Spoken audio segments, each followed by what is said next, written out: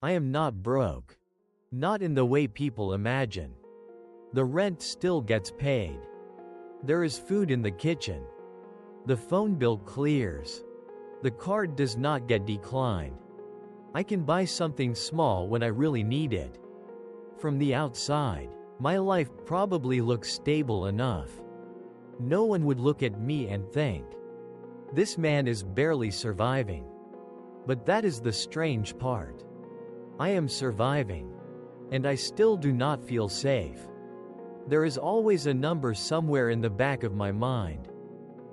Not a clear number. More like a shadow. Rent. Insurance. Family. The car. The next appointment. The bill I forgot about. The thing that has not happened yet, but might. I do not lack enough money to get through today. I lack the feeling that tomorrow will not suddenly turn on me. And maybe that is what wears a person down. Not visible poverty, but the need to stay ready, even when life looks normal. Some nights, I open the banking app for no real reason. I am not paying anything. I am not transferring money. I just look. Then I close it. A few minutes later, I open it again. As if the number might have changed. As if it could tell me, "You are safe tonight." But it never says that. It is just a number. Still. Quiet. Almost rude in how little comfort it gives. And behind that number, my mind starts building rooms. One room for rent. One room for groceries. One room for parents getting older. One room for a medical bill. One room for the company cutting people. One room for the month where everything costs more than it should. Nothing is happening in that moment. The room is quiet. The lights are low. No one is asking for anything. But my body reacts like something has already gone wrong. People talk about financial pressure as if it only begins when the money is gone.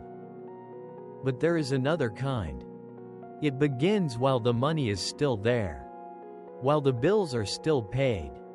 While you are technically okay. You just cannot breathe like someone who believes it will last. Men are not always taught how to say, "I am scared." Especially not about money. It sounds strange. It sounds weak. It sounds like you did not work hard enough. So we rename it. We say, "Work has been heavy. I am just tired. I have a lot on my mind. I have not been sleeping well." All of that may be true. But underneath it, there is sometimes one small sentence. If something happens, can I survive it? That question follows you into normal places. At the grocery store. At dinner. In an elevator. In a meeting where someone says the company is changing direction. You do the math quietly. You do not want to be dramatic. You do not want to make your fear another person has to carry. So you become careful. You do not buy the thing you wanted, even when it is not that expensive.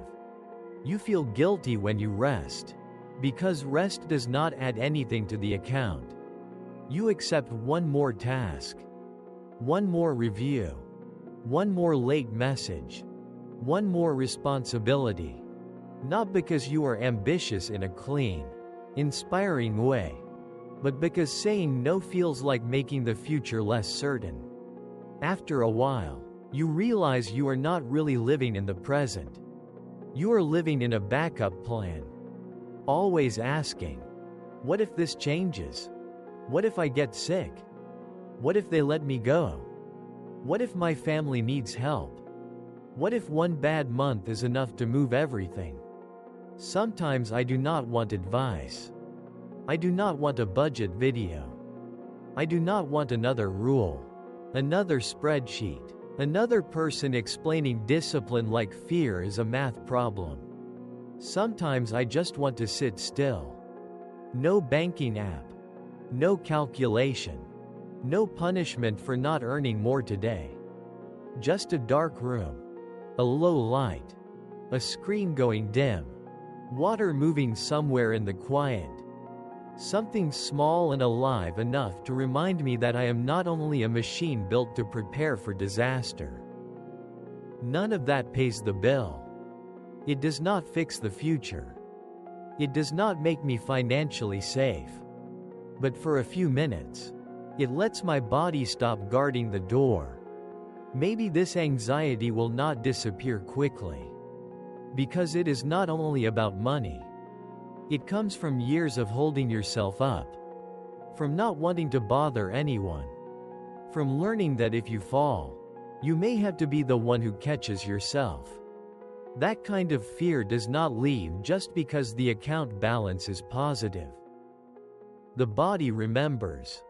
Even when life gets better, the body remembers. I am not broke. But I never feel safe. That sentence sounds contradictory, until you have lived inside it. Because being poor is not always an empty wallet. Sometimes it is a missing sense of safety that stayed too long. You can be doing better than before, and still carry the reflexes of someone who had to be careful. You can pay this month's bills, and still hear the question, what if next month is different? I do not have a beautiful answer for that. Tonight, maybe it is enough to name it honestly. Not greed. Not weakness. Not pessimism.